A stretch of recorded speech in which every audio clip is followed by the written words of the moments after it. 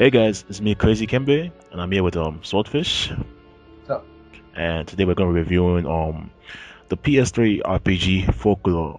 It's a older game that came out, I believe, like near the launch of the PS3, and it's pretty much an overlooked game these days. So to start this off, Swordfish, why don't you just give us a brief overview of the story of the game? the story, first of all, the setting takes place in more of a modern day. It features two main characters, Ellen and Keats, who are both two very different characters. One is out to investigate the death of her mother, and she ends up at Doolin Village. And another character, Keats, is always looking for the latest story for his magazine. Also ends up in Doolin Village because of the paranormal case. So both characters kind of are out for two different things, but they end up working together in the process. And the a lot of paranormal stuff starts happening, such as people mysteriously disappear or get murdered, and your characters can even converse with the spirits of the spirit world. So you can travel between the real world, and at night you can go to the fairy realm, which is what they call it, which is divided up into several different worlds, such as the regular fairy realm, then the undersea, and each feature different monsters and different scenarios. So the story never really got old. What's cool is that between the game is divided into several chapters, and you could choose which character you want to play as. So the dialogue and everything is a little bit different. So the story never got stale for me, and it was very dark. My only complaint is that the voice acting wasn't too amazing, but you're not really going to be hearing that too much because they always have these really cool little comic strip scenes. But overall, I think the story was actually really worth it. Even if you don't like the gameplay, the story was really cool. Yeah, it was really cool because the way they had the different perspectives, like you learn something from one character, but the other character like covers the other end. And like you said, it's not like a lot of voice acting. It's more, a lot of reading actually, Yeah. with the comic book style. But I liked how they had like different styles with the story. Something they do comic book, something they do like a FMV cutscene, or just do like text. But yeah, Yeah. the story is really interesting. It's Very almost like a paranormal murder mystery. yeah, it's like a mystery murder. It'll keep you guessing to the very end. Yeah. All right, let's talk about gameplay. Now gameplay wise, there's two gameplay modes of in folklore. It's like daytime and nighttime. Like during daytime, you either go as Keats or Elaine, and you exploring the village for clues, trying to get like more information about the murders. But at nighttime, you go into the fairy realm or the netherworld, and that's when the gameplay really begins to open up himself because each character is like has a different way of playing. So if you give a little bit more detail about that gameplay mechanics of the fairy realm. Well, the third realm is where you're going to be doing all your RPG battles and leveling up. By killing enemies, you could absorb them, their souls, called ID or id. I don't know what it's called. I call it ID. And by doing so, you can obtain that folk to summon during battle. Meaning, that's pretty much how you attack. The characters don't use weapons or anything. Each folk you summon is a bit like a persona, if you wanna call it that. You can map four different folks to each of the face buttons on the PS3 controller.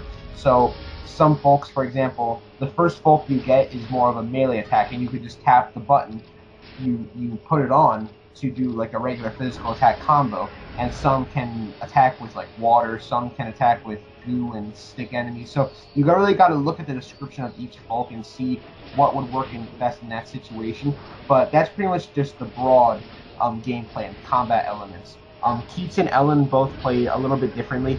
Keats, I think, has more attack power in general, and Ellen is more magical, I would think. But what's cool is that they each have their own special abilities. Like Ellen has multiple different costumes or cloaks, they call it, that grant her different abilities, such as boost to HP or boost to physical attack folks. While Keats has this, I forget what it's called. It's like some kind of limit break thing where Yeah, yeah. the gauge fills up and he can like transform into this monster. It's similar to what God of War did. After you like kill enough enemies, you press L3 and R3. You go into like this invisibility mode, Yeah. which is pretty So cool. So like each character both played slightly differently, but overall I also noticed that some of the folks were different that you got for each character. Like especially in the fairy realm, the first dungeon, Keats got a lot of different folks than Ellen did. So it's not completely the same, but It's a little. It kind of sucks that when you alternate between characters and between chapters, that um Keep playing the same thing. you're pretty much playing the same thing, and you almost have to start from scratch. So say you do chapter one with Ellen, you get all these folks, you get a bunch of level ups. Then Keats goes back to level one, and he gets the first two folks. So it's kind of like, what the fuck? What the hell is this? I don't want to do this over again. But if you could look past that and kind of just like be interested in the story and the characters themselves, then that's really not too big of a fault. It's not too big because they really do play different. Like Keats, the way he uses his ID, he's more up in your face, like a brawler. And Elaine, she's more defensive and more tactical, but she can summon more than one monster at the same time because they just come for like a few seconds. But you always have to be thinking of the next step ahead of time. Yeah. So it's really interesting. And like the bosses, they all have different like ways of doing it. Since like for example, Keats, he has to get in close, so he has to find like a way to utilize his skills. And sometimes Elaine, she might be better at long range, but it's really unique. But you're pretty much playing the same game level all over again. Cool. It's kind of intimidating at times. But But what I really liked about the boss battles in that game is that they were all like a puzzle. It wasn't just like, oh, mash the attack button until he dies. It was like you also had a scrapbook of pictures that gave you hints on how to exploit the boss's weakness and deal damage. So it's like the bosses were always really cool, in my opinion. yeah.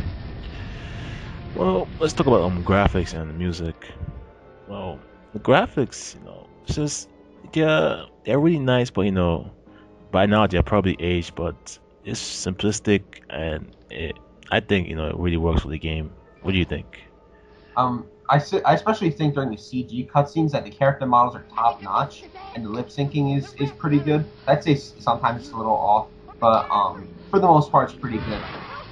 Considering this game was released back near the launch of the PS3 itself, the graphics were pretty good, especially for the time. Now the music, I don't really remember it being as memorable. It was just there. Nothing really stuck on my mind, but it I guess it works with the game, what the game is trying to convey. You know. Like I think some tracks stuck out more than others.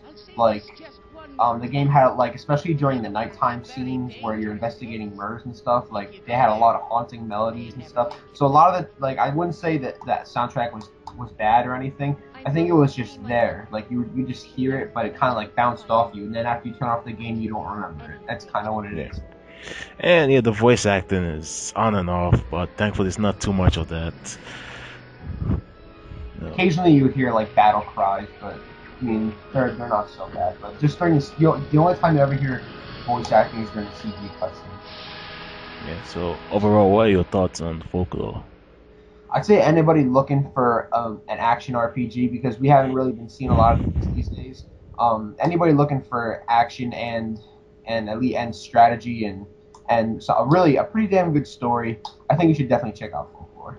Yeah, it's an older PS3 game. By now, you can probably get it for. I mean, I got mine for $11, so it's not really an expensive game. It's pretty cheap, so it's no reason for you not to try it out if you have a PS3. And yeah, that's our review, and hope you guys enjoyed it. And I'd like to thank Swordfish for helping me out again, and we'll see you guys next time.